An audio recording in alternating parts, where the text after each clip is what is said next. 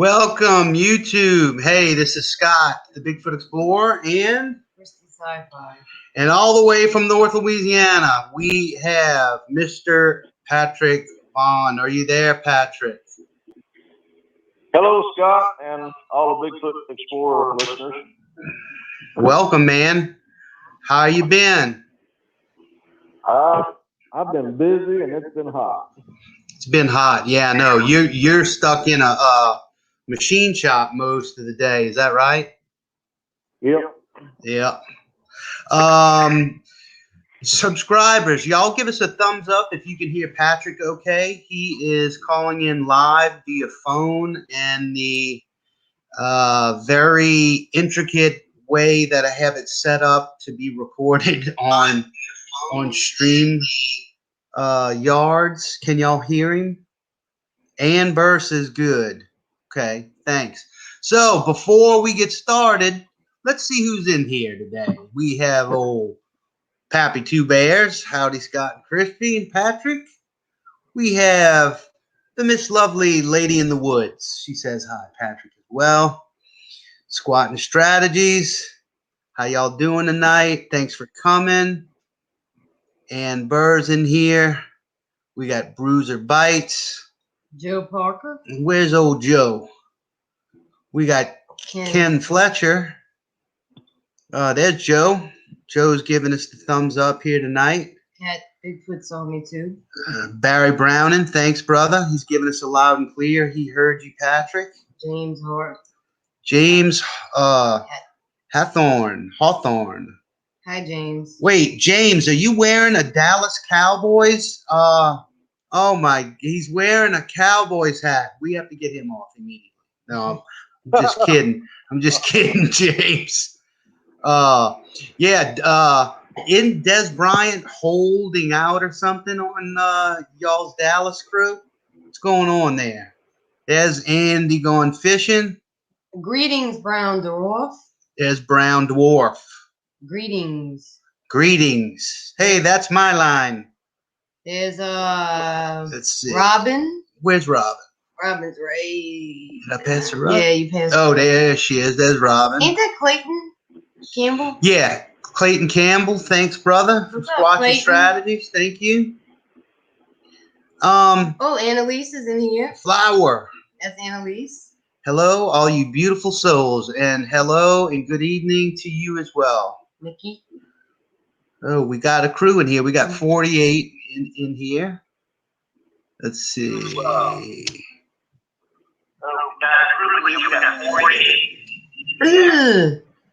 Patrick, is that you listening to that?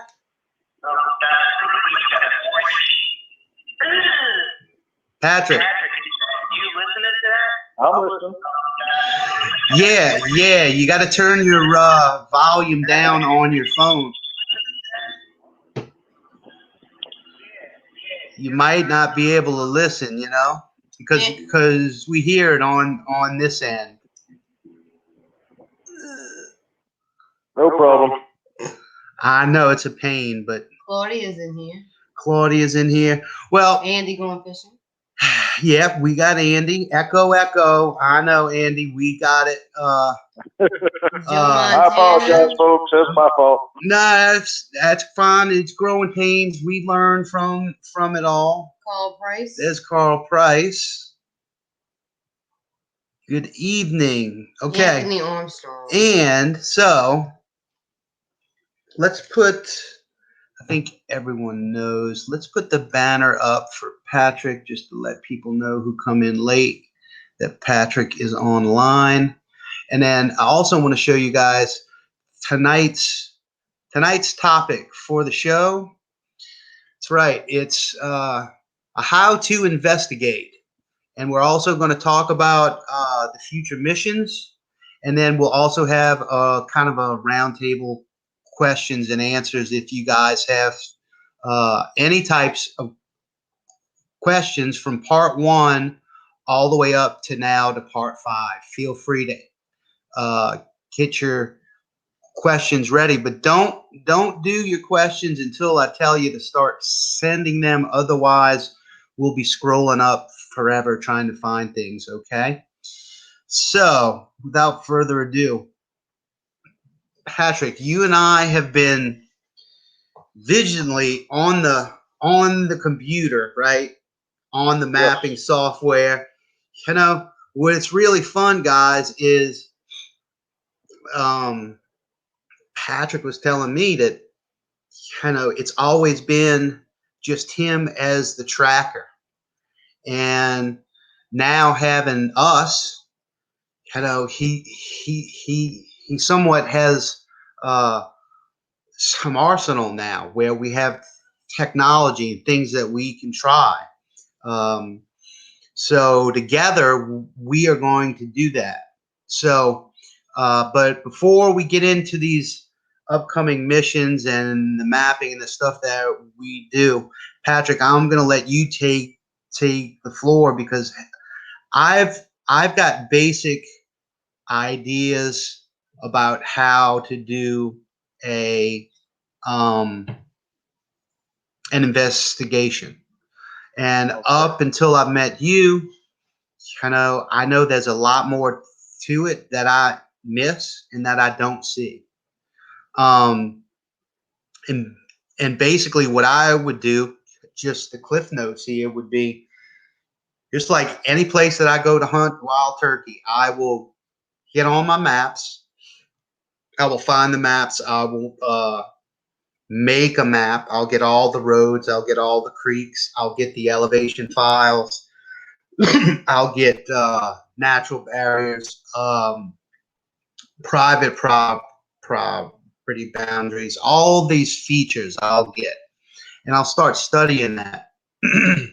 And I generally look for creeks when it comes to wild turkeys because for me, the creeks mean hardwoods. And hardwoods means hard and soft mass. And then you also have water around those creeks. So if you can find some open areas, some pine and some habitat diversity within the woods, whether it be a pine plantation that butts up to a creek with mature hardwoods along that creek with a water source and then some open clear cuts or some fields, that's the sort of thing that I will generally mark on a map as a place to go recon when hunting wild turkey. Now, when it comes to Sasquatch, you've been doing this since 2003. I know there's a lot more to it. So why don't you talk us through a little bit about the things that you do and you gather in when you before you go do your investigation and then all the way up to that, and you can talk however you want to say it. All right. Well, first off, I'd like to say that you and Christy Sci-Fi did an awesome job reconning those areas that I picked out. We got around. Hey, it was literally like, didn't you say they had like flash flood warnings and stuff that last time? Yeah, because it was raining. We were in between bad weather that whole day. We were dodging and went to all three of those spots and made it, but we were dodging bad weather the whole time. So thanks. Oh yeah, I was surprised really. I was hoping to be in on that. I felt kind of lazy. Y'all did all the work. Thank y'all. But as far as getting into the preliminary of investigation, we're picking a spot for that. I get on the maps, and you have to think two ways. The first way you have to think, you have to have two mindsets. One is of man, and one is of them. Yeah. You have to have their mindset of, and you have to do that whether it's deer or turkey or squirrel, or you really have to understand what they're after. Whatever, no matter what animal you're going after. And for a Squatch, I ignore boundaries. I pick about an 8-mile radius of a large piece of property, and even though there are smaller boundaries in there, at the first, I ignore boundaries and look at every resource that's available that's there. Right. And I'm not saying go trespass. I'm saying the preliminary view, say of an aerial map, you look at where the water sources are, you find an obscure water source, a good water source that they don't have to expose themselves to any human activities, and find some of the deep, out of the way places, because, people are only going to go normally where they can walk or they can drive an ATV. Right. And so you find those places where they can get away, where people aren't going to spend the time walking to. And so on an aerial map, I look at water sources, what the types of trees are, acorn trees, and what's going to pull the game animals in there, and how the game animals move. Yeah. Okay. And that's how they look at it, because they don't care about boundaries, they don't care about fence rows. They're going to cross to whatever source they need to get to in a large area, for their survival. Right. So it's it's almost like you have to take it a step further than what I said, because I was patterning and reconning to find out what wild turkeys will do. So now you got to go another step forward in what the Squatch may or may not do, depending on the game travel. Yeah. You see, they have a large area, and just because there's a resource on a piece of private land you can't get to, doesn't mean there isn't a surrounding piece of property that you can't. You can go onto a neighbor and adjoining piece of property and investigate it and find their passive travel, or it may be a hunting area, and we'll get into how they move a little later, because they definitely move through areas in specific ways. But as far as the preliminary goes, you can take the overall map as a whole and deduce down what they're using as a resource, and about where they're going to feel safe at to get away from man, and then that's where I'll start at. And when I go into an area, I'll put the boundaries up and find out what I have access to, what I do not have access to, and I'll respect the boundary lines of the private land, but I'll know what resources there from the aerial maps. How do you usually find out where you can go and where you can, as far as the private goes? A lot of times I do a lot of driving. I've spent years looking at properties, driving along, finding the land that I can access to, and walking the properties. Yeah. I've spent years doing that. So it's not a light thing to undertake. Right. It isn't. So. Well, you're definitely not. You're definitely not going to do it in a weekend or a month. It takes time. You know that. Yeah. Part of my advantage is that I know the area that I've been in for decades. So I actually have an aerial photo in my head, Yeah. and I know where I can go, where I can't go. Right. But as far as the habitat, if it can support one, I say 95% of the time there will be one there. So if you know of an area that is large enough to support, game, a large volume of game, and has, good water, and it has places that it can get way back away from people, most time it's going to be there. It just takes a little work, and if you're doing tracking, it's a lot of work to get back in and find where they're walking at. But so moving forward from there, once I get my area established, and I go and I do my scouting and my recon, and I find out what areas are accessible to me and what aren't accessible to me, I try to work out a pattern. Okay, the water source is here. You know, there's acorns and a bottom over here that has game in it, and I know the game trails. And so, you know, I'll investigate the neighboring adjoining properties that I can for game trails. And a lot of times, if there's a population there, believe it or not, you'll share the same land at some point or another. Like on a big deer lease, you know, I've said this before, they study you and they pattern you and how you move and the times of day and what you do on that property. You know, they know that you're going to hit a trail, you're going to put your head down, go down that trail, do a particular thing, you're going to put your head back down, go back down this trail, get back in your truck, and you're going to leave.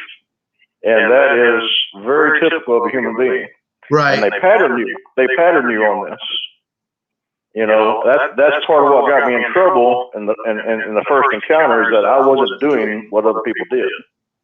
You know, so in saying that they pattern you, you'll share land with them and you won't even know it. If you're on a big deer lease and you find your game trails that are coming to your food plots, if you'll just track a circular pattern out, you know, 40, 50, 60 yards off of those game trails, a lot of times you'll come across a track, believe it or not.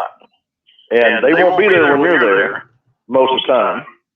You know, if they know you're getting in the woods at 4 o'clock, they'll be out of there by 3.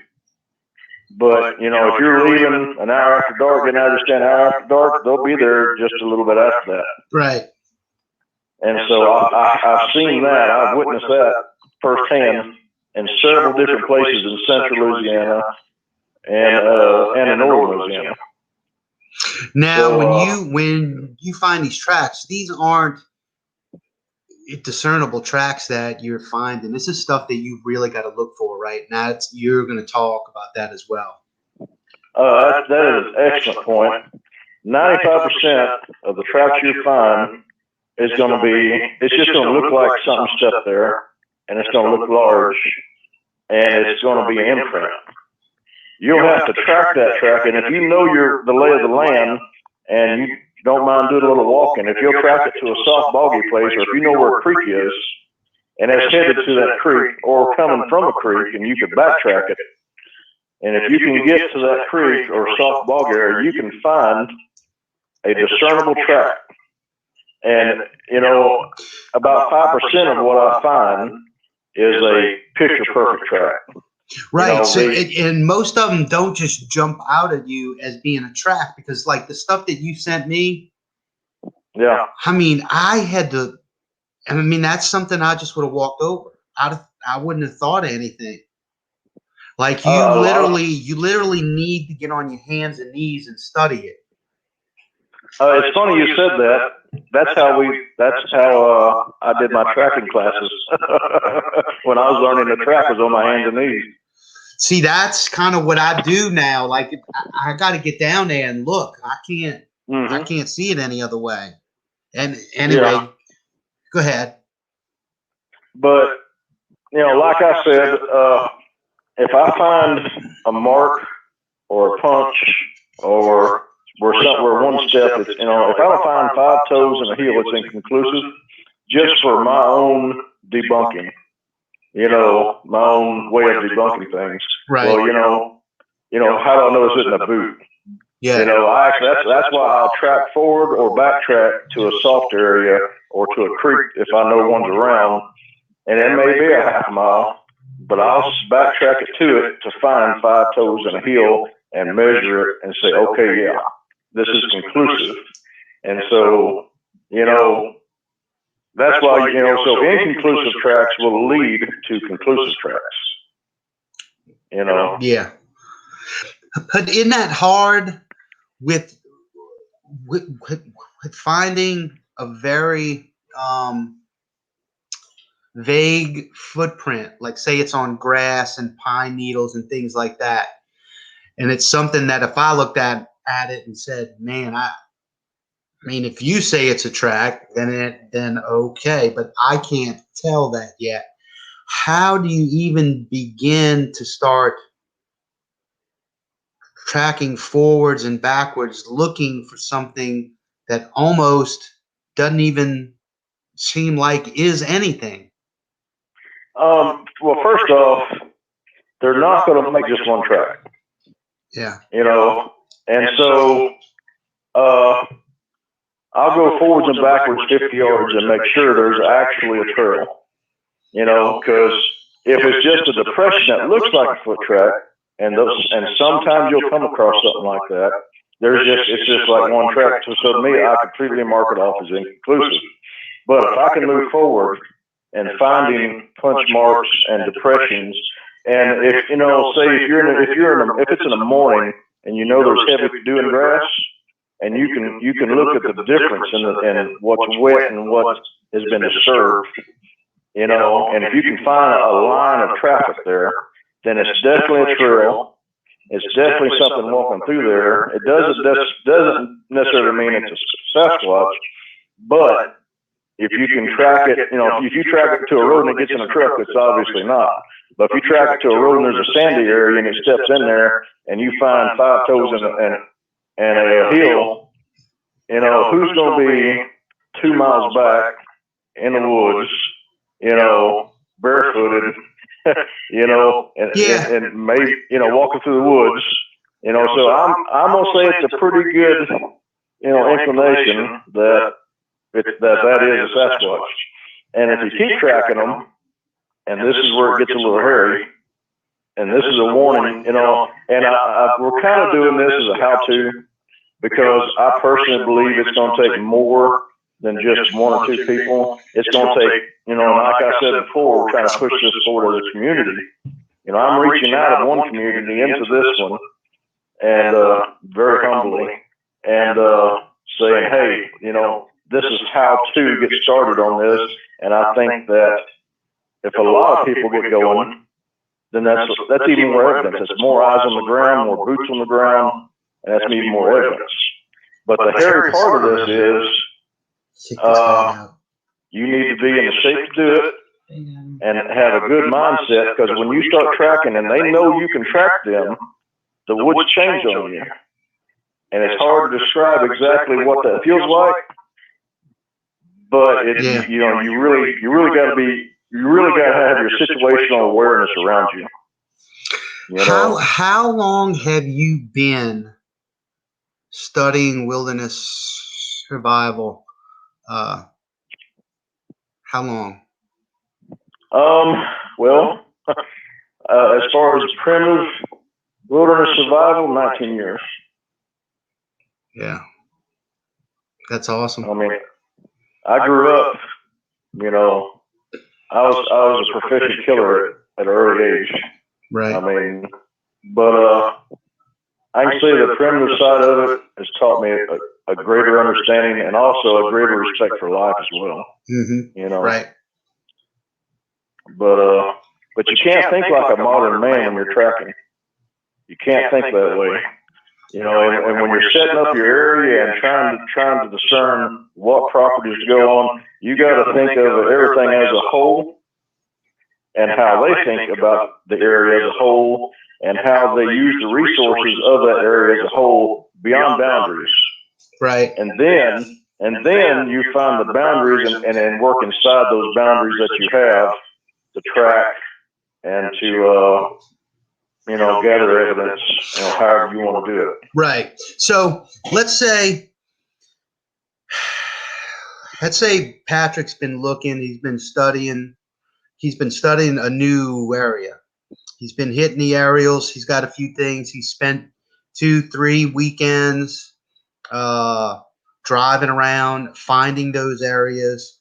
You know, maybe the 3rd day you actually got down, scouted the woods, did some light tracking. Maybe, let's say you may have found some sign, whether it be some tracks.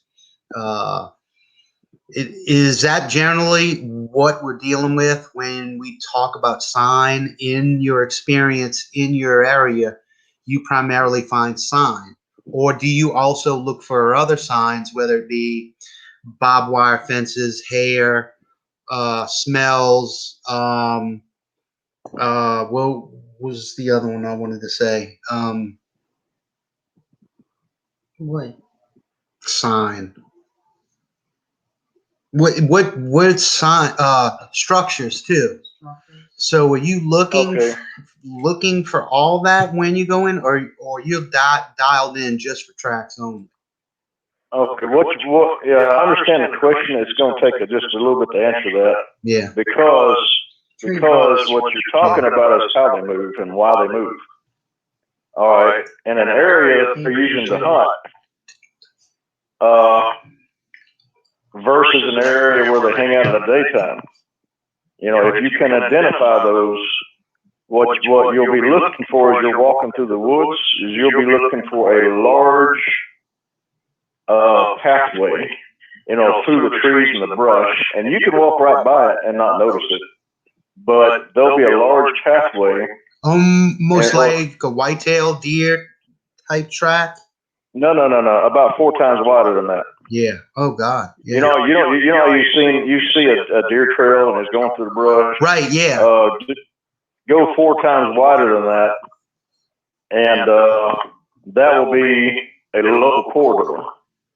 And so when I'm walking through an area, I'm keeping my eyes out for a local corridor that's taking them from where they hang out at daytime, where they feel safe at, to wherever they're drinking water or hunting at, because there's usually, you know, a mile or 2 in between those areas. And so when I'm looking for a local corridor. I'm looking for disturbed leaves, or where they've, you know, jumped a road and they might have accidentally left a track. You know, the younger ones will make more mistakes than the older ones. The bigger ones are a little smarter. You know, the big males are hard to track. And mostly the females, you can find a track here and there. The little ones will feed you, will you know, they'll lead you right to the females. If you find a little track, you'll find the bigger track not too far off. You know, Yeah. So that's what I'm looking for. Corridors. I'm looking for trails. I'm looking for, you know, they don't. I've only seen a couple places where they actually broke a limb to get out of their way on like a hillside, so it doesn't, you know, hit them in the face when, you know, when they're coming up. Yeah. You know, I've only found a couple places where they actually laid a tree over, but I still look for that. But mostly it's tracks, and the woods don't lie. You know, if you have something large moving through it, the limb's gonna be out of the way. You know, it's gonna be like a hole through the woods. You know, so I look for all that, and mostly what I'm looking for is that 5 toes and a heel. You know, that's, you know, if I get on a corridor and I'm gonna follow it, if I know it's going down into a kind of a marshy place, I'll hit that corridor and I'll go down it. And if I have the opportunity to not walk on it, I won't. I'll get 5 yards off of that corridor and follow it, so that I'm not leaving, you know, my tracks on their corridor going all over, so that I can come back and look at it later, you know. Yeah. And I'll try to track down into a soft area, and I've been in a soft area that was covered in leaves and had tracks all through the leaves and in the soft areas, and I could find the 5 toes and the heel, but they weren't picture worthy, you know. So it's, you know, like I said, 5% of what you're going to find will be, oh yeah, this is what it is, you know. Right. So you know, that's what I start doing when I get into adjoining areas. You know, I'm looking for their travel routes from one area to another, and then a lot of times when I confirm and I know, I'll back off and I'll do a knock at night. I'll back off. I'll use single knock theory, and I'll try to hide. You know, single knock theory has evolved over the years, but I've got to where I try to hide myself. So, you know, I have one area topographically that they can't see me unless they come all the way up close. You know, if you can find that area where they have, where it's an improved area. It's an improved area, but the only way they can lay eyes on you is coming close. Yeah. That's ideal for a knock. That's because you can. Yeah. You can go in and do a knock and knock and knock and don't change, don't respond. You just keep your rhythm, and they're gonna come in closer and closer, trying to figure out why you're not changing or responding. And they have to come into that area and get closer enough to you. And if you pay attention, out there, you'll hear them in the brush. They'll be in the brush running around you, knocking, or maybe using their palm against a tree, saying, "Hey, I'm here. What's wrong?" So they use topography against you, so I use it against them. Everything they use against me, I turn around and use against them in an investigation, not intrusively, but try to be in a peaceful way to bring them in where I can make observations. Let me ask you this. So, it's impossible to know this, but would you say in your experience that they need to get to a position to be able to see us? They're going to try that. You see what I'm saying? Ideally, Because they could generally stay away and not see us and know where we are. Flank us, traverse us, do whatever they had to. But I'm wondering if, you're saying the use of this topography. I know several places right now exactly like this that I've used where, you're sitting in a certain spot and it's literally what I call bushwhacking. It's where the travel routes of what set game are going to do, and you strategically set yourself in a position to where the moment either you see the game or the game sees you, it's good night. It's dirt nap time. Yep. So it seems like, I'm just wondering if they may feel like they need to see you. Well, I understand that. That's where it comes into studying. Right, because that's a tool. That's a tool that you could use if you knew that.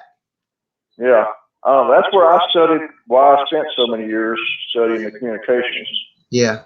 Because, it's not hard just to do a single knock. It really isn't. If you have the right piece of wood, it does have a particular pitch and a rhythm to it. Yeah. But so would you do this at night or during the day? I've never considered day knocking. Okay, so you've always done it. You've always gone back and you found sign and all, and then you'll go back to this place at night. Maybe give us a rendition of how you set up your night knocking situation that you're speaking about, like before you even knock. Okay, I'll get there. All right. 45 minutes before dark. Okay. All right. Say I get there 45 minutes before dark, and most likely I've already scouted when I was there scouting and tracking. Most likely I've already picked out an area of interest to knock from, and I'll get there and I'll make my final adjustments before dark of where I want to be at, and I always make sure I have an out. Don't ever go knocking without having an out, and don't ever go alone. You heard that, folks? Always have an out and never go alone when you go knocking, especially at night. It's best. It's best, now I have posed as a hunter or a fisherman and gone alone and been okay because that's what they pattern people to do. And I was doing exactly as they thought I would do. And I was okay. But if you're going out there doing things that are different and they're going to notice this, make sure you have a partner with you. Because a person alone is an easy target. And I'm not saying they'll be violent. I'm saying they can be intimidating, and you can have a real bad experience. Right. So, And we talked about how those are some of the things that you found out was just going fishing in like a back pond or a creek or going hunting, and they would literally mess you up. Oh yeah, I get a little Perturbed? I get a little nervous. Oh, nervous. If I'm a half mile back and all I have is a knife on me, and I'm on my downtime and I'm trying to relax and I'm catching fish, and this was mostly Sam that did this, you know, because Sasha for some reason said it was okay for him to check me out. He would come in and check me out. I mean, he crept up. The girl with me was in tears. She was so nervous because we had no weapon and we're half a mile back, and he is right behind me watching me fish. That's when I turned to her. I said, "Just laugh your full head off, like I said something funny. We'll keep fishing, you know." Yeah. But to throw him off. Yeah. But unbelievable. Yeah, always have a partner with you, and I'll get there 45 minutes ahead or an hour, and I'll do my final adjustment of where I want to be at, where I can, you know, place my vehicle. Because after I confirmed what the knock phenomenon actually truly was, I don't get far from my vehicle. I just don't. And that may sound a little chickish, but I'm very cautious with these. Yeah. You know, these. If you've ever met one face to face across the firelight, and it's 7.5 feet tall, it's an imposing figure. You know. So, you know, I prepare myself, but I'll never be prepared. Yeah, well, you know, we're going to do some investigations, and I really believe we're going to have some exciting things to put on this on Bigfoot Explorer. I really do. Between your talents and my talent, I think we're going to have a pretty good show to put on after some investigations. And so I hope there's not a scene of you going, "Oh my God, oh my God, oh my God, oh my God, oh my God," sitting in the back seat of a truck. No, I think what I'm going to do is I'm going to bring my own muzzle, and I'm going to strap the muzzle on and keep my jaw locked so that so I can't do that, literally. Yeah. Okay. Well, okay. But as far as getting set up for the knot, you know, you try to pick the topography that'll hide you. You want to hide your truck, and you want to hide you. Yeah. Okay. And so if you have two trucks, now they're not unaccustomed to seeing vehicles. They're not. If the vehicle's just sitting there, it's not a big deal. You know, it's kind of like you drive by a deer, he'll just stand there and watch you until you hit the brakes. You know. So if you got two vehicles, you can park side by side and get in between them and kind of hide and not.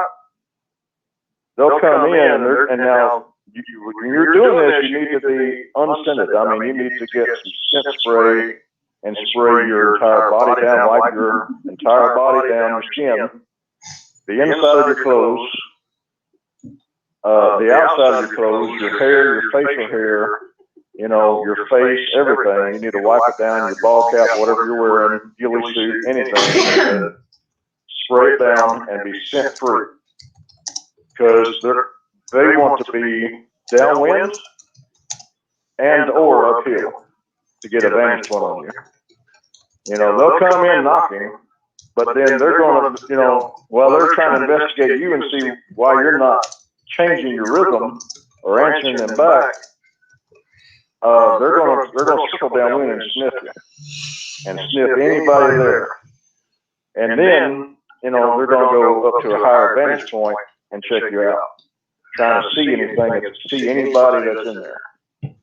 And if you have downhill, now see, that sounds like a disadvantage, but it's actually an advantage. You can use that against them. What, them being up higher than you? Yeah, knowing what they're going to do. You can use it against them. See, if you know, go ahead. How? If you know where downwind is from you, and you're there 45 minutes ahead of time, you know where they're coming to. You could set, and this is my thought, you could set some kind of camera, you know, and if you know, if downhill and if downwind and uphill is the same area, that's certainly where they're going to be at. I don't care where they come in knocking from. I don't care if they're coming in from the left. They're going to circle around. And they're going to go downwind of you and uphill if they can. And they'll do both if it doesn't match. They'll go downwind and sniff you, and then go uphill and get an advantage point and look at you. And you know, and you can use that to your advantage.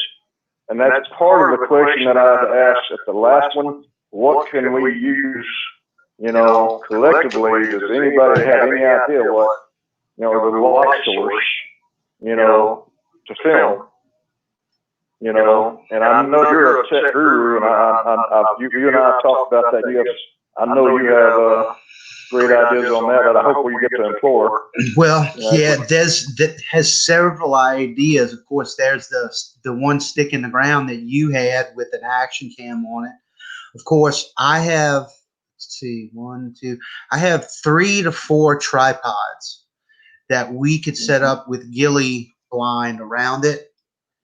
And now we're not trying to fool them, people. I mean, they're going to know. But if we strategically place these tripods, maybe with ghillie stuff around it, try to hide it next to a tree, and then maybe have a perimeter of 2 or 3 of these cameras on these tripods, picking up alternate areas, knowing that they're going to go up high while we stay in between the cars knocking. That's a plan. It's not the greatest plan, but it is a plan. Anything you do against these is never the greatest, because they are masters of topography.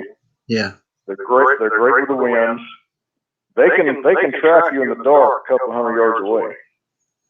You know, they have great eyesight. Their capabilities are amazing and terrifying at the same time. But their curiosity, it's almost like if there's a knock going on, it's almost like they have to investigate, you know, if it's done correctly. Right. It's like they need to know who's in the area. Either it's an intruder or maybe someone they're expecting. I don't know. But there's definitely a curiosity to a knock if it's done well.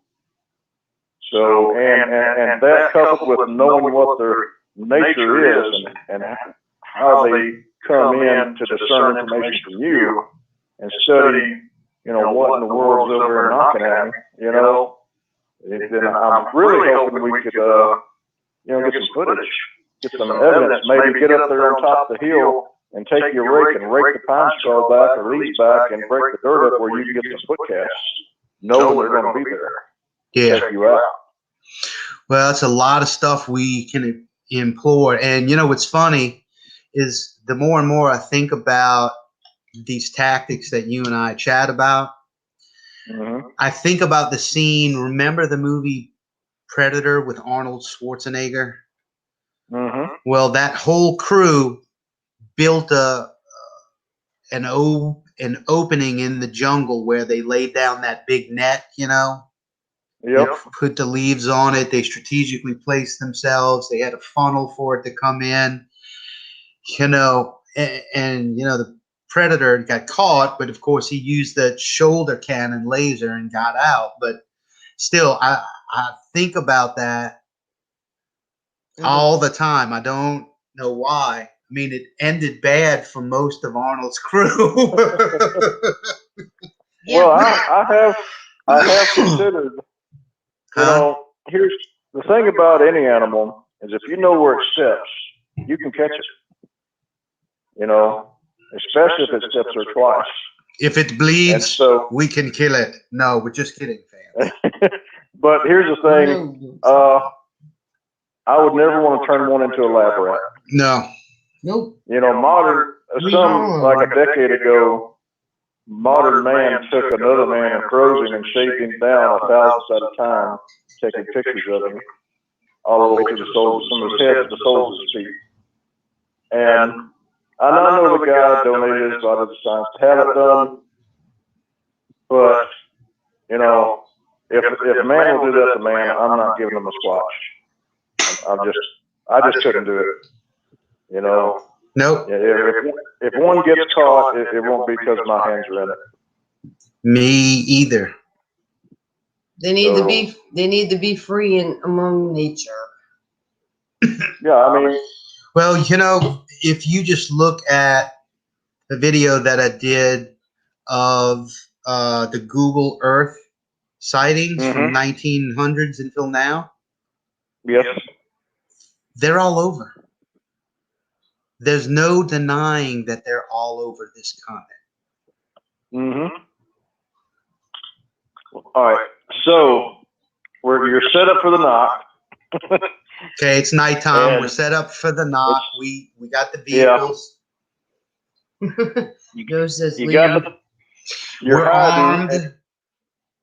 You're hiding, and you have something that came knocking to you, and he's circling, and he's headed to downwind and or high ground. Now, there is no if you're going to pull a plug on an encounter. There's only a when. And you know, if you keep knocking, it's going to come right in on you, and you'll pull that plug pretty quick if you're, you know, or I will. I don't let them get within 25 yards of me. What do you mean you don't let them? So what do you do to control that to stop them at 25 yards? I've got an out. I'm right there with my truck. Oh, if I see they're going to pass coming in, and they're getting closer. Yeah, you know, if they're hugging the brush line and just walking around, I mean, I sat there for a long time with them, just hugging the brush line, and I'm sitting there in the open looking at them. But if they start walking forward, that's it. Yeah, when they come forward, and when they come out of the brush, they have a plan. All right, these beings don't move without a plan. Okay, they're very intuitive and intelligent, and if one steps out right in front of you, out of the brush, he has a plan. And mostly it's going to be intimidation. He's intimidating you. You know, now if someone throws something at you, that means get out of there now. That's go away. Yeah. And I have had a large branch thrown at me. And yeah, that's you know, if you have a large branch thrown at you, pull the plug. The best thing to do is crank your engine. When your engines come on, your lights come on. I've never had one just sit around. So let me ask you this, and I know a lot of people are wondering this as well. I'm not stopping you. Just stay on that just for a second. Since 2003 until now, have you ever tried to use video or your phone or anything? I have.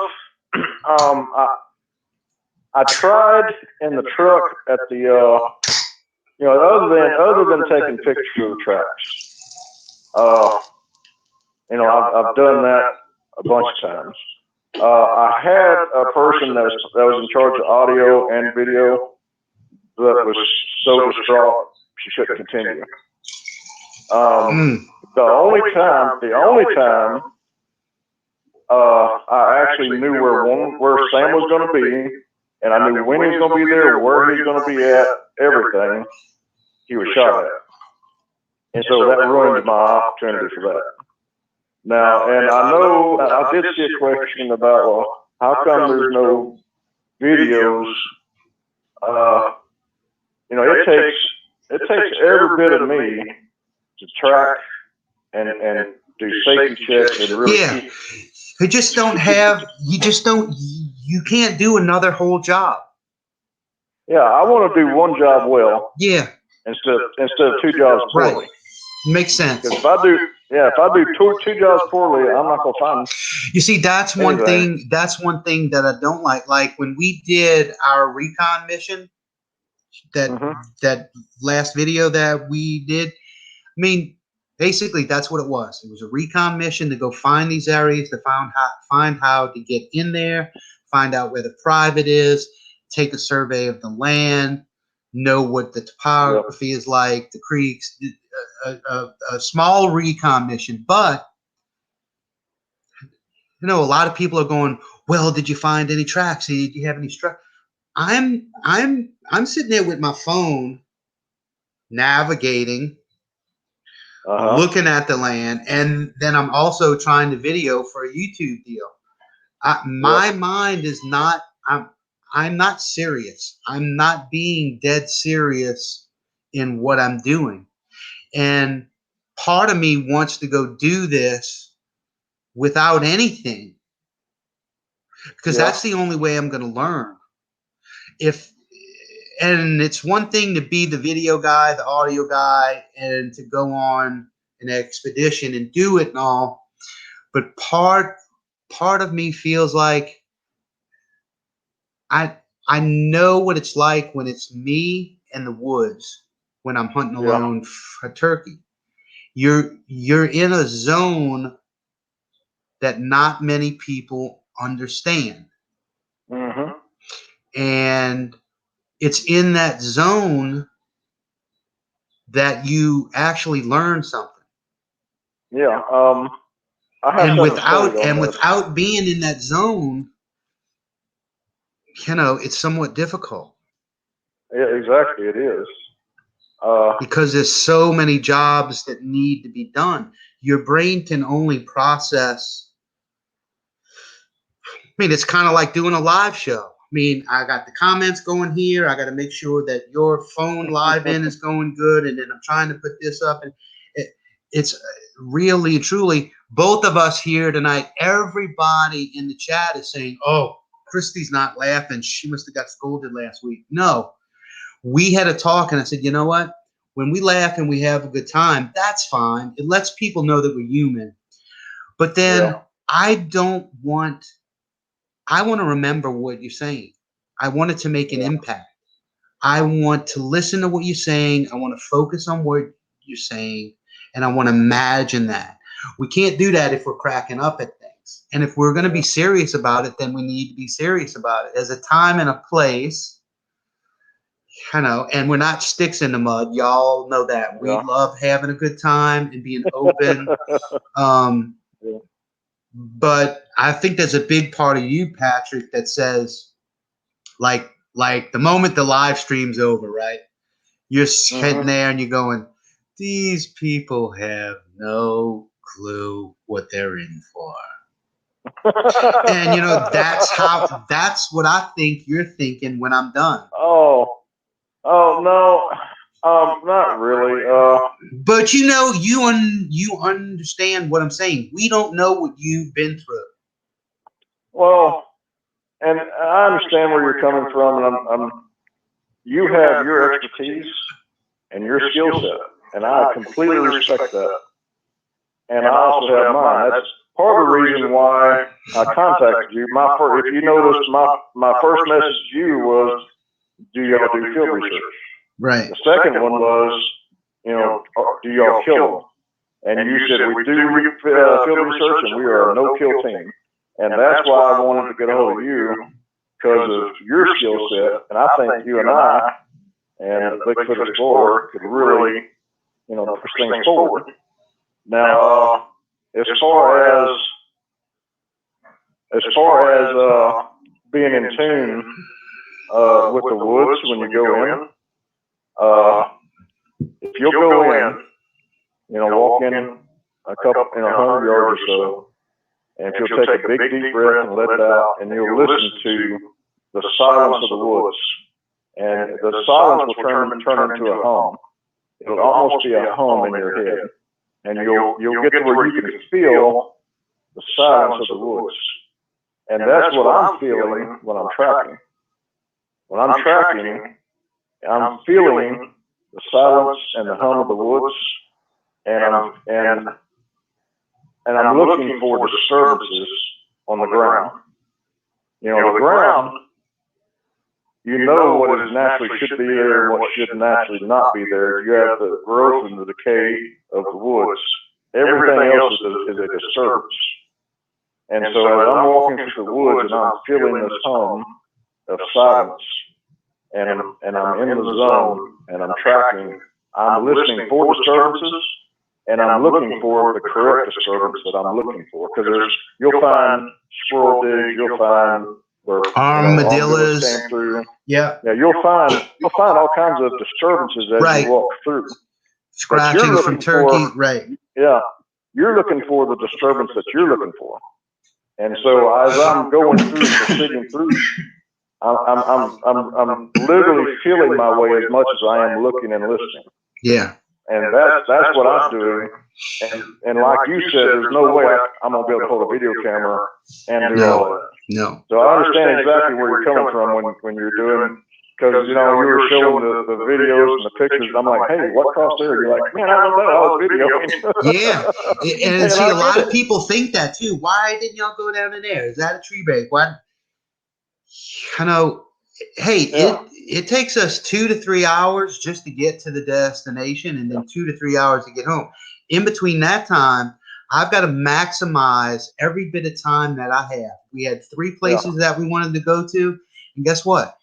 We made it to all 3 spots, and we did a decent recon, and we didn't get home till 11:30 at night.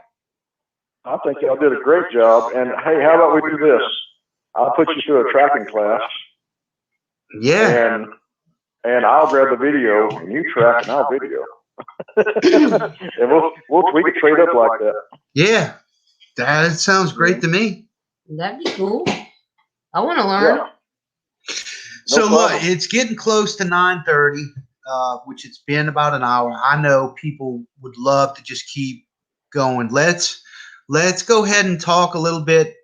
We can leave off at the investigation at the knocking part at night, and then maybe if we do this again and have a part 6, we can get into once you get a response and how you would play the game once you do get a response, and then ultimately try to tell what they're saying, and then also safety, things of that nature. That could be a part 6.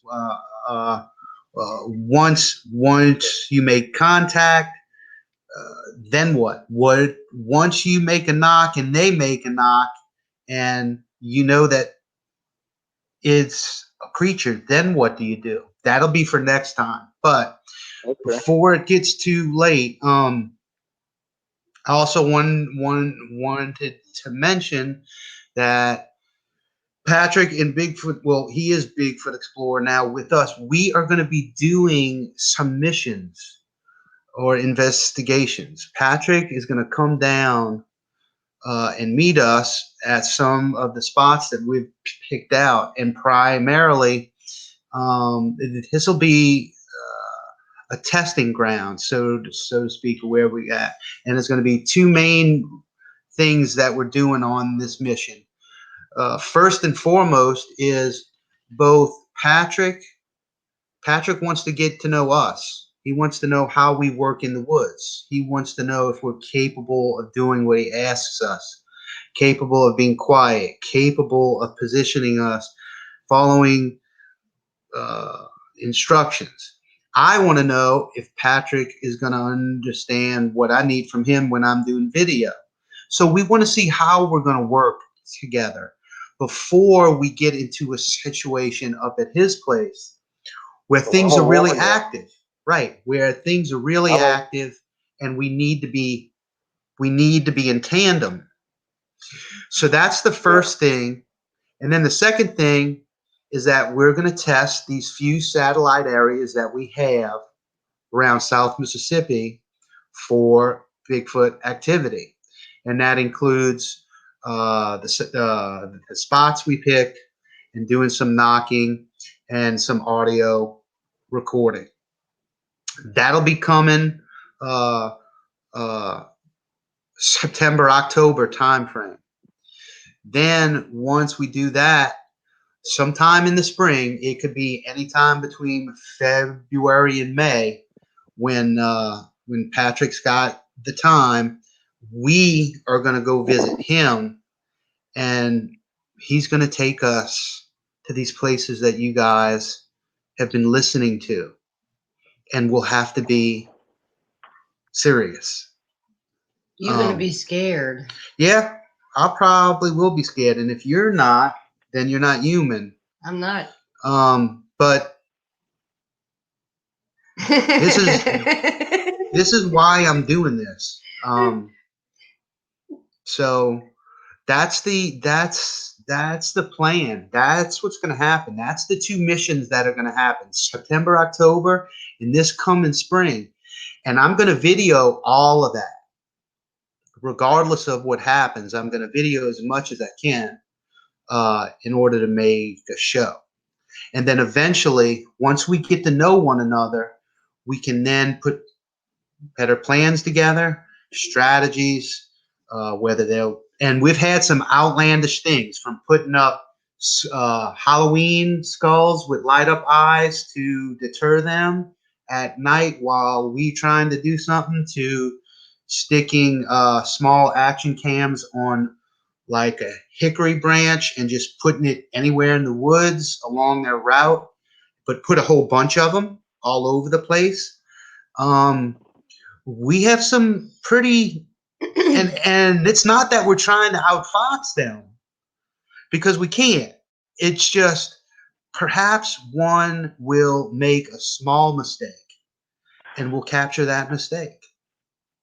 And at least my small goal is to witness what Patrick has to some certain degree, and to possibly get that audio, because I've got an audio system that's going to be tight. I'm going to be wearing that thing. It's got 12 to 15 hour battery life on it, and I just wear it. So I don't have, it's going to pick everything up. So we'll get audio. There she goes, fans. She couldn't do it. She couldn't make it the whole show without cracking up. You've seen it here. She almost did it. She almost did it. I wasn't cackling like a witch. But Brown Dwarf says he's got Bigfoots by him, and I said, "You're lucky." He says, "I hope so." He says, "I wish they would help him pay bills." I wish they could pay my bills, or go get the bankers maybe and keep them hostage in the woods. That'd help out. Thank you, Clayton. I did good. That's right. I wasn't cackling. So that's that. We want to get some questions going. So y'all send in some questions. Patrick, are you watching the live stream? No, I didn't have the broadband width for that. Okay. And look, if there's a question that you guys ask and we can't answer it, we're just not going to answer it. Where is that one again? Joe. Oh. Do you still hunt near Peason area, Patrick? Because I have had strange happenings nearby. That's Joe Parker. If you want to answer, you can. If not, just tell me to move on. There are strange things down there. I haven't been down there in a few years, though. Okay. Patrick, what side piece you bring out? Andy Gone Fishing says, Patrick, what side piece do you bring out in the field? I carry an MP40 with a TLR6 laser sight and tack light on it for nighttime use. Squatching strategies, that's Clayton. What strategies are y'all planning on using? Exactly what we've been talking about this whole show. He told you exactly how he's going to go into an area and what he does, and that's exactly what we're going to do. So if you need to, go back and rewatch while you're by yourself, you're out of the chat room, get some earphones, get alone, and listen to what Patrick says. Do we have any questions? Wait, Brian's got something too. Patrick, do you ever stay in the woods overnight in your areas with these Sasquatch? As far as sleeping, No, I do not sleep where I hunt at. So- I have slept with one watching me. Really? Yeah, a couple of times. I have slept with one knowing one's there, knowing one's watching me. I've had to hunt down my bedroom and go to sleep. It was an unsolicited encounter.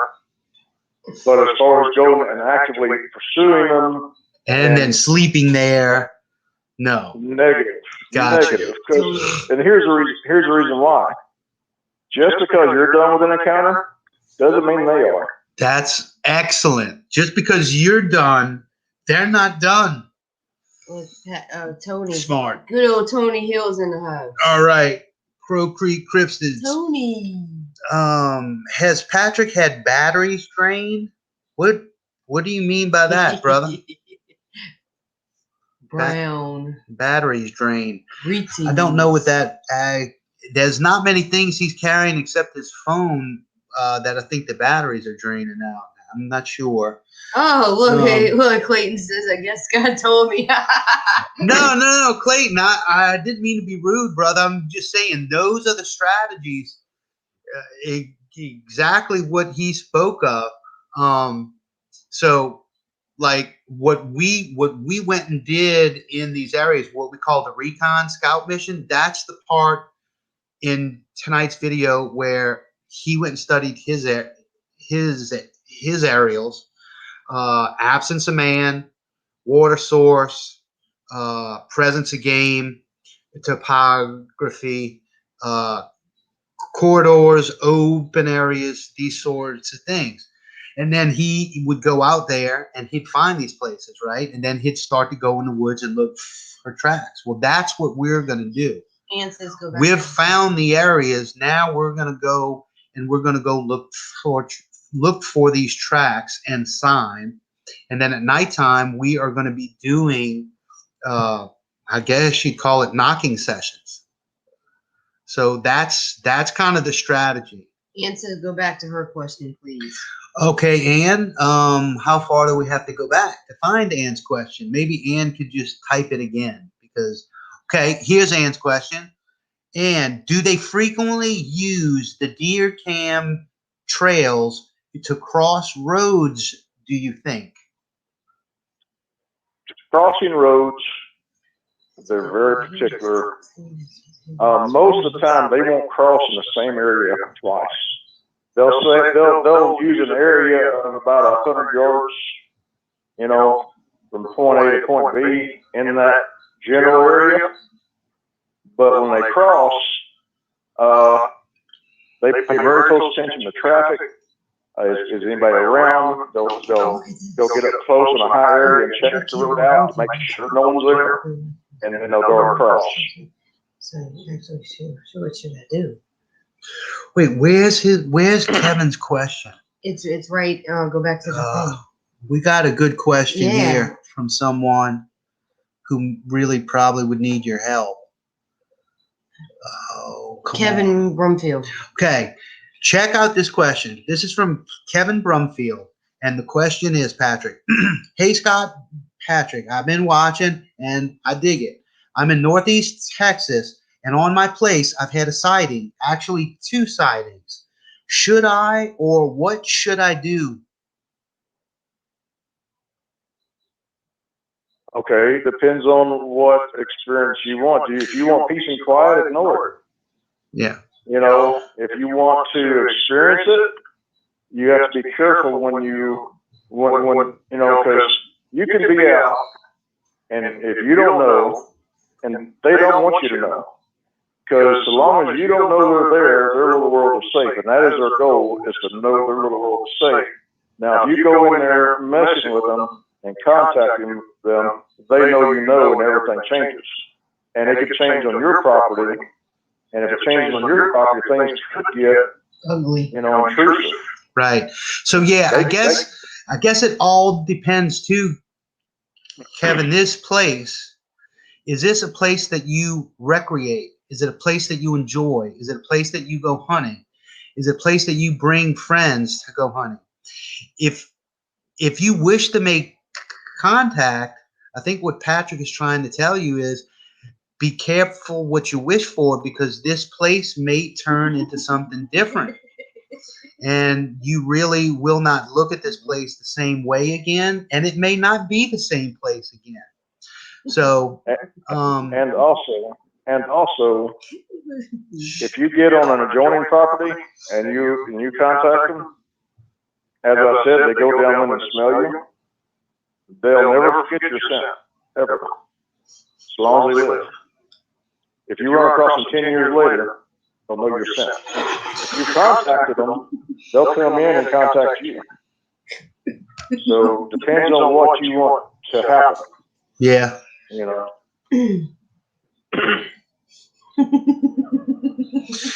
Crow Creek Cryptid said, when Sam was close. Now, Crow Creek, do you mean Little Sam? I think you mean Little Sam. When Little Sam was close, did you get a feeling on your skin, like the hair raise up or something like that? You've ever heard of a pucker factor? Yeah, the pucker factor. I know exactly what you're talking about.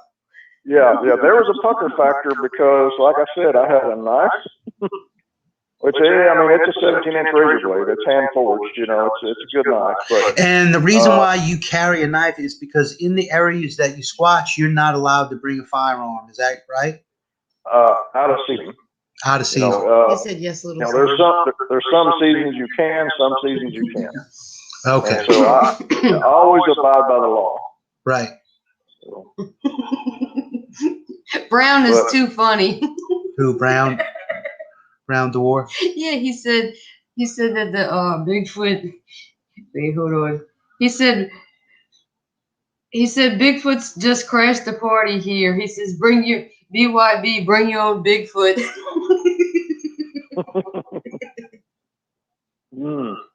I'm sorry. Hey, this is right up my alley. Cat Bigfoot saw me too. She says, what if you put a remote control car with a camera on it, if they would come out to see and what that, I know a lot of people would laugh at you, Cat, but guess what? I don't. Because I had this same exact thought. And the object is, you're not trying to outfox them or sneak up on them with this car, but you're literally presenting an item, an obstacle, or something foreign in a position where it's not stationary. Every other bit of research items that we use, they're stationary. The only other thing is drones. Well, drones are great for scouting, but drones really can't get into the trees and track. So, you're not going to do with a drone. That's a great idea. And I don't know what or how we would do that, but that's been in the back of my mind, Kat. I've thought about the same exact thing. A remote control 4x4 RC with a range of at least 40 to 50 yards. You can send it in. Yeah, with lights. And you put it on a trail. You put it on a trail where if you just hit like up, which is forward, it's going to go 10 to 20 yards forward, even if you can't see it. And you map that all out, and you do it, and you do it, and you do it. And right place, right time. Who knows? Well, Annalise had a good. Well, think about it. If you're knocking, and you're knocking 40 yards under the brush that's there, and you have an RC with a camera on, you got a cam bot that you can send out there to it. But I also have a question for Bigfoot Explorer. If I can. Oh, yeah, that's a good idea. Annalise had a good idea. What about what if you took a stuffed animal bear and had the nanny cam in it, and had like a camera in a stuffed animal and left it in the woods? You would need a remote recorder for it. Yeah. I'm not gonna walk up and ask for it back. Yeah. Can I ask a question? You can do anything you want, brother. I have a question for Bigfoot Explorer, and I asked one last time, and I have another one here. We were discussing gifting someone asked about gifting to Sasquatch and really, rolling around ideas of what to leave. What does everybody think about perhaps a stone knife or how you flake off a piece of obsidian and it's razor sharp? Yep. And early man used it to dismember animals. I was wondering, what about a razor sharp flake of obsidian with a leather covering to protect him, so he didn't cut himself, and see if he could figure that out, or maybe would take it as a gift, or would it be a good idea as a gift? My answer to that is yes, and that's a better gift. Mine was to get some shiny rocks, special rocks, or even paint the rocks. But the idea of giving an actual early history tool, not necessarily a knife shape, but I know what you're talking about. Something that would fit in your palm. It's round and it's flaked off where they would use it to cut at the sinew, or maybe kind of like a skinning, or it could be used for anything, to cut their hair, to groom themselves, to get knocks out, or to get ticks off, scraping the ticks. I think that's a great idea. Subscribers, y'all let us know in the comments after too. Marbles. What Feathers. y'all think about Patrick's idea of gifting an obsidian cutting tool type for gifting? I think that's a great idea. Make one. Yeah, I've got the stuff to do it with. I know how to do it. So Brian says the tools of the primate kind would be great. The primitive kind would be great. Anything that is hand candy is perfect. Yeah, this guy, Kevin Brumfield, he's the one that asked about the squatches in his area. What should he do? If I wanted to make contact, how should I do it? Using the gifting? I think Patrick would tell you to maybe use the single knock theory. Go back and listen to, what was that? I think that was part 3 or 4 that we talked about the single knock theory. I don't know. I think it's part 3 or 4, Ken, of the Patrick Vaugn Chronicles. 2? It might be 2. 2 tracks. Tommy says for some reason he thinks they like blue marbles. Spinners, puzzles, etc. Well, I guess each Sasquatch is different. They like different things. This is something. Carl Price 64 says, Patrick, brown dwarf, I've been using flat marbles and they disappear. Nothing is ever left for me yet. So if it's kind of flat, I mean, that would kind of be like that obsidian cutter. Yeah. Well, Dee said they like anything shiny and pretty. Wooden wind chimes. They take things. Let's see. I've got marbles. We got more marbles. Excellent. They like blue for sure. That's another one. Really, Tony? It's from Tony. Y'all ought to explain this. Squatching strategies. We have explained single knock theory. It's either in part 2 or 3 of the Patrick Vaugn Chronicles series on Bigfoot Explorer. For those that didn't see. We'll go. It's 9:50. It's almost 10 o'clock. We might go over the single knock theory next time. Part 6. What do you think about doing that for part 6 next week? Starting off where you kind of left off, starting the communication at night, and then what do you do once you make contact? Wouldn't that be a good spot to jump That'd back be a on great- for next week? I think that'd be a great spot for anybody that's wanting to go out and really do this safely and, you know, and have results. Right. You know, I think it'd be a great, I think it'd be a good thing to do. I've heard hanging CDs in a tree. That's a good idea. Yeah. Is it shiny? Well, it is almost 10 o'clock. Patrick is a working man. I'm a working man, and this is a working woman here. And most of y'all in the chat are hard-working people, and I thank y'all for staying up as late as y'all do here on a Wednesday. We didn't have wine Wednesday because we have no wine. I did a Yingling. She did Diet Pepsi or something. Sorry. Not diet. Ew. We may have some wine Wednesday next week. Plus, I wanted to be a little serious this week because I really wanted to listen to what Patrick had to say.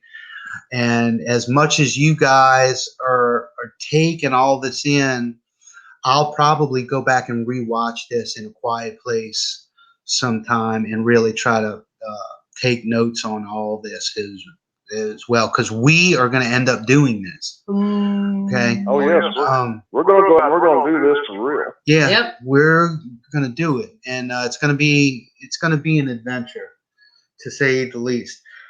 It's either going to end my career in Bigfoot or it's going to open some doors. I don't think it's going to end. Well, I mean that's the only two routes. I mean, something's Are you going to talking about- happen, Are you or talking about saying, okay, that's enough? yeah, I'm saying, you know what? I saw it. It looked like a demented, psychotic Lucy zombie, and I'm never getting that out of my head. I'm going home. I'm putting a straitjacket on and laying in the fetal position in the closet while listening to broken records.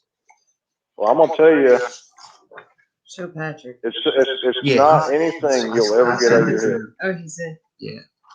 Yeah, no, I get it. And I constantly hear my dad, be careful what you wish for. He said that to me on so many occasions, and I'm glad that he did, because it's something I never used to think about. And now when I do things, I pause just for a moment, and I hear my dad. I see him across the table going, be careful what you wish for, son. Mm-hmm. And then he'll just go right back to whatever he's doing, eating, playing cards, doing it. But for that minute, he's as serious as a drill sergeant. Mm-hmm. Heart attack. So we're going to go ahead and end it. Be sure to check in next week. It's Wine Wednesday with Patrick. We're going to have another part 6. And I think it's really going to start getting good, because you are going to go through an actual mission at night. What Patrick has done, what he does now, and what we are going to do as a team. We're going to walk through that. Once he has found the place, the recon is done, he's done the assessment of the land, he's found tracks, he's found stuff. Now it's time to make contact. That's what next week's part 6 is going to be. So thank you guys for joining. This is Scott, the Bigfoot Explorer. Wait, and Christy Sci-Fi. I want to thank Brown Dwarf. I want to thank Tony Hill, Annalise, Joe Parker, Barry. God, we can't name them all. No, I'm naming everyone. I know everyone. Clayton. What is it? Squatching Strategies. Yep. Brian McSturdy. Brian McSturdy. Brian Thank you McSturdy. for getting those trolls out, guys. I was starting to freak out. Thank you. Bell Prepper. Yep. Chev, my Chev, my Bigfoot Rob. Patrick, do you have anything left that you want to say just before we go ahead and leave? Just thank y'all for listening, and we appreciate you tuning in. And I'm excited about a South Mississippi Squatch Hunt. Well, we're going, brother. It's coming. and I'm getting geared up because I'm making my my audio canisters are being made maybe this weekend. So yeah, booger. we'll get into that.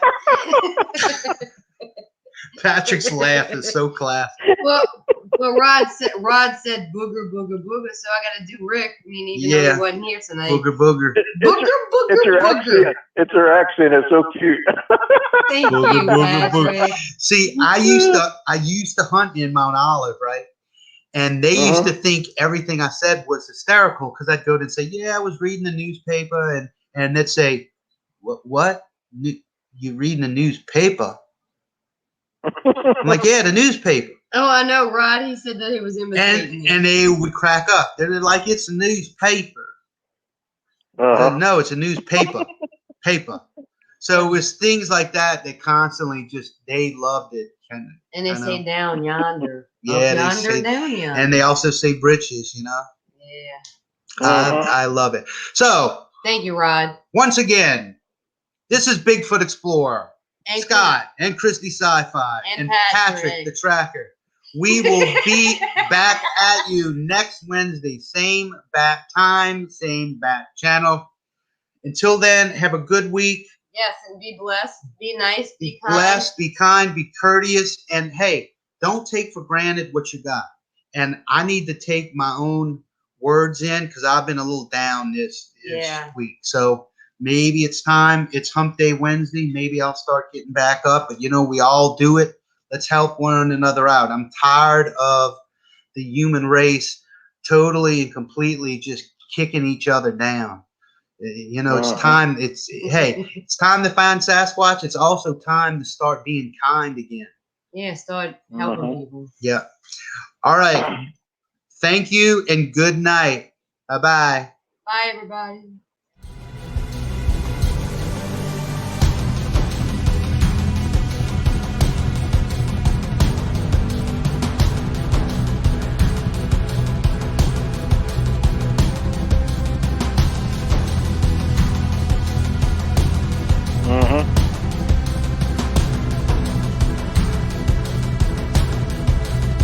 All right.